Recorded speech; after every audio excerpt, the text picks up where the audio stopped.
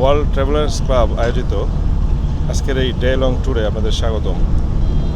এটি বেসিক্যালি আমাদের একটি রিভার ক্রুজ যাত্রা, যেটা শুরু হবে সদরঘাট থেকে এবং আমরা যাব চাঁদপুরের মোহনপুর পর্যন্ত এবং সেখান থেকে আবার ফিরে আসব।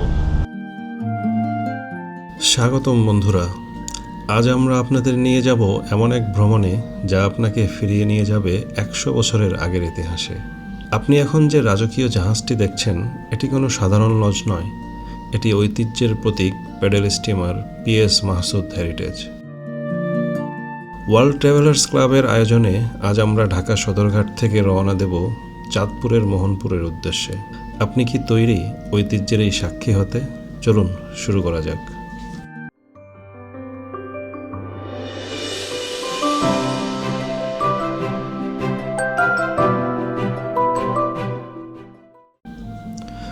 উনিশশো সালে নির্মিত এই স্টিমারটি একসময় রকেট স্টিমার নামে পরিচিত ছিল। এর দুই পাশের বিশাল প্যাডেল যখন পানি কেটে এগিয়ে চলে, তখন এক অন্যরকম শিহরণ জাগে। সদরঘাটের ব্যস্ততা পেছনে ফেলে আমরা এখন এগিয়ে যাচ্ছি বুড়িগঙ্গা দিয়ে। নদীর দুই ধারের মানুষের জীবনযাত্রা, মাঝিদের নৌকা বাওয়া, সবই যেন এক জীবন্ত ছবি। এই ধরনের একটা ঐতিহ্য নিয়ে ট্রাভেল করাটা হচ্ছে বিশাল বড় একটা পাওনা আমাদের সবার কাছে। তো ধন্যবাদ সবাইকে। সবার ধারণা ছিল যে আজকে কাল বৈশাখী হবে, এই একটা গুঞ্জন ছিল, খুবই স্বাভাবিক। আমরা ওয়েদার রিপোর্ট নিয়ে যাত্রা শুরু করেছি। আপনাদের যাদের লাইফ ইন্স্যুরেন্স নাই, তাদের ভয়ের কোনো কারণ নাই, আশা করি। আর বাকি সব আল্লাহর ইচ্ছা।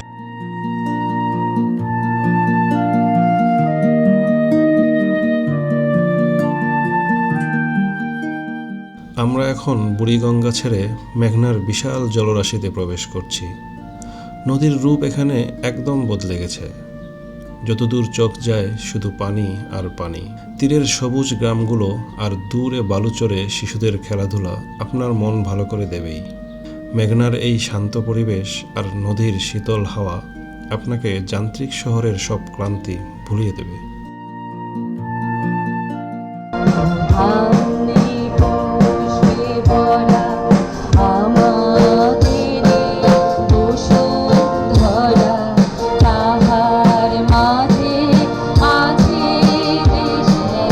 সকল দেশের সেরা ও সে স্বপ্ন দিয়ে তৈরি সেবে স্মৃতি দিয়ে ঘেরা।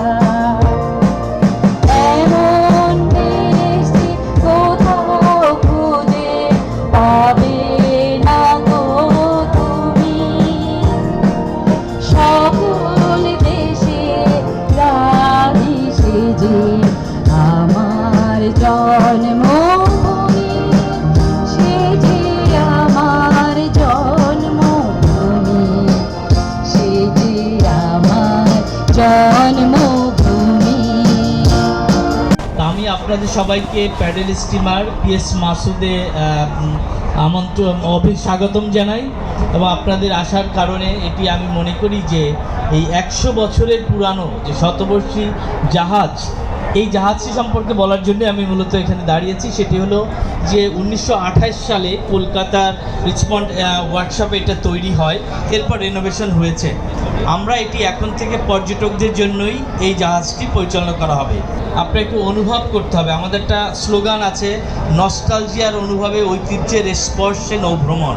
তো আপনারা একটু অনুভব করবেন যে 100 বছরের পুরানো একটি হেরিটেজ আমরা দেখতে যাই, কিন্তু আজকে ওই হেরিটেজটি আমাদের নিয়ে বহমান, আমাদের নিয়ে চলছে। তো এই কার্ডগুলোকে আমরা আরও পলিশ করে কার্পেট করে দিতে পারতাম, কিন্তু আমি চাইনি যে এটা স্পর্শ করুক, মানুষ অনুভব করুক। নিচে একটি হেরিটেজ মিউজিয়াম করেছি, আপনারা সবাই ওটা ভিজিট করবেন। ওখানে আমরা বিভিন্ন সময় বিভিন্ন জায়গায় প্যাডেল স্টিমার যে যন্ত্রাংশ ছিল সেগুলো এনে ওখানে সংরক্ষণ করেছি। রানী এলিজাবেথ প্যাডেল স্টিমার উঠেছিল, তার ছবি রেখেছি। জীবনানন্দ দাশ উঠেছে, রবীন্দ্রনাথ থেকে বিভিন্ন দেশ প্রেসিডেন্ট এসেছেন, সেই ছবি আছে, আপনারা দেখবেন।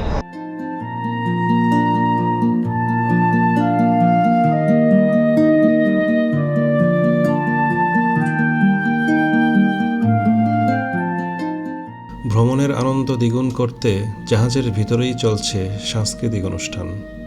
আর হ্যাঁ, লটারি কিন্তু বাদ পড়েনি। সবাই অধীর আগ্রহে অপেক্ষা করছে কার ভাগ্যে জোটে আজকের সেরা পুরস্কার।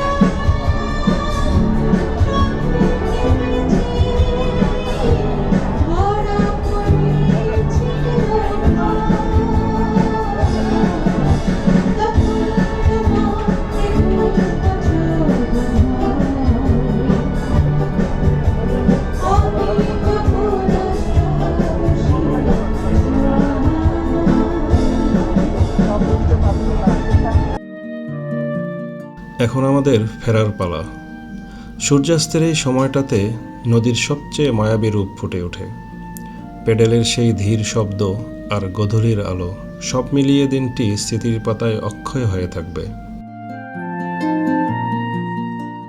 আজকের এই রিভার ক্রুজ আমাদের শুধু আনন্দেই দেয়নি, বরং আমাদের নদীমাতৃক বাংলার ঐতিহ্যের সাথে নতুন করে পরিচয় করিয়ে দিয়েছে। ভিডিওটি ভালো লাগলে লাইক দিন আর সাবস্ক্রাইব করতে ভুলবেন না। দেখা হবে পরবর্তী ব্লগে। আল্লাহ হাফেজ।